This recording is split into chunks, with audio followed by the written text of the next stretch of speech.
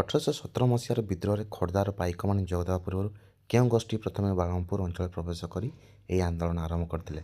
Answer ହେଇଯିବ ଘୁମସୁରର କନ୍ଧମାନେ। ବ୍ରିଟିଶମାନେ ଓଡ଼ିଶା ଦଖଲ କରିବା ପରେ ପ୍ରଶାସନିକ ସୁବିଧା ପାଇଁ ଏହାକୁ ତିନୋଟି ଭାଗ ବିଭକ୍ତ କରାଯାଇଥିଲା। ସମ୍ବଲପୁରକୁ କେଉଁ ପ୍ରେସିଡେନ୍ସି ବା ପ୍ରୋଭିନ୍ସ ଅଧୀନରେ ରଖାଯାଇଥିଲା? ଆନ୍ସର ହେଇଯିବ ସେଣ୍ଟ୍ରାଲ ପ୍ରୋଭିନ୍ସ। ଉତ୍କଳମଣି ଗୋପବନ୍ଧୁ ଦାସଙ୍କ ଦ୍ୱାରା 1909 ମସିହାରେ ପ୍ରତିଷ୍ଠିତ ସତ୍ୟବାଦୀ ବନବିଦ୍ୟାଳୟର ମୁଖ୍ୟ ଉଦ୍ଦେଶ୍ୟ କ'ଣ ଥିଲା? ଆନ୍ସର ହେଇଯିବ ଜାତୀୟତାବାଦୀ ଭାବନା ଚରିତ୍ର ନିର୍ମାଣ ଏବଂ ମୂଲ୍ୟବୋଧ ଭିତ୍ତିକ ଶିକ୍ଷା ପ୍ରଦାନ। କେଉଁଥିରେ ହେଇଥିଲା? ଆମର ସାକ୍ଷୀ ଗୋପାଳଠାରେ ପ୍ରତିଷ୍ଠିତ ହେଇଥିଲା। 1866 ମସିହା ନଅଙ୍କ ଦୁର୍ଭିକ୍ଷ ଏକ ପ୍ରମୁଖ କାରଣ କ'ଣ ଥିଲା? ଯେଉଁଟା ଡି ଅପସନ୍ ହେଇଯିବ ବ୍ରିଟିଶ ପ୍ରଶାସନଙ୍କ ଅବହେଳା, ଖାଦ୍ୟଶସ୍ୟ ରପ୍ତାନି ଏବଂ ପ୍ରାକୃତିକ ବିପର୍ଯ୍ୟୟ। ଓକେ, ଏଇଟା ଥିଲା ଆମର ନଅଙ୍କ ଦୁର୍ଭିକ୍ଷର ପ୍ରମୁଖ କାରଣ। ମଧୁସୂଦନ ଦାସଙ୍କ ଦ୍ୱାରା 1903 ମସିହାରେ ଗଠିତ ଉତ୍କଳନ ସମ୍ମିଳନୀର ମୂଳ ଲକ୍ଷ୍ୟ କ'ଣ ଥିଲା?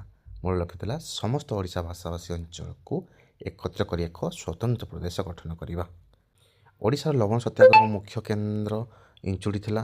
1930 ମସିହାରେ ଏହି ଆନ୍ଦୋଳନ ନେତୃତ୍ୱ ପ୍ରଥମେ କିଏ ନେଇଥିଲେ? ଗୋପବନ୍ଧୁ ଚୌଧୁରୀ। ନେକ୍ସଟ 1937 ମସିହାରେ ଓଡ଼ିଶାର ଗଠିତ ପ୍ରଥମ ମନ୍ତ୍ରିମଣ୍ଡଳ ପ୍ରଧାନମନ୍ତ୍ରୀ କିଏ ହୋଇଥିଲେ?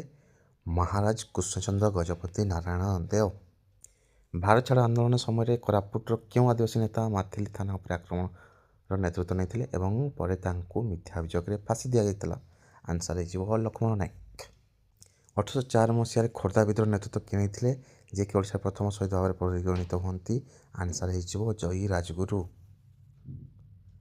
ସମ୍ବଲପୁରକୁ ବ୍ରିଟିଶମାନେ ଲର୍ଡ ଡେଲହୌସିଙ୍କ କେଉଁ ନୀତି ପ୍ରୟୋଗ କରି 1849 ମସିହାରେ ନିଜ ସାମ୍ରାଜ୍ୟରେ ମିଶାଇଥିଲେ? ଆନ୍ସର ହେଇଯିବ ଡକ୍ଟ୍ରାଇନ୍ ଅଫ୍ ଲ୍ୟାପ୍ସ। ଓଡ଼ିଆ ଭାଷା ଏବଂ ସାମ୍ବାଦିକତାର ବିକାଶରେ ଖ୍ରୀଷ୍ଟିଆନ ଯେଉଁ ମିଶନାରୀମାନଙ୍କ ଏକ ଗୁରୁତ୍ୱ ଭୂମିକା ଥିଲା।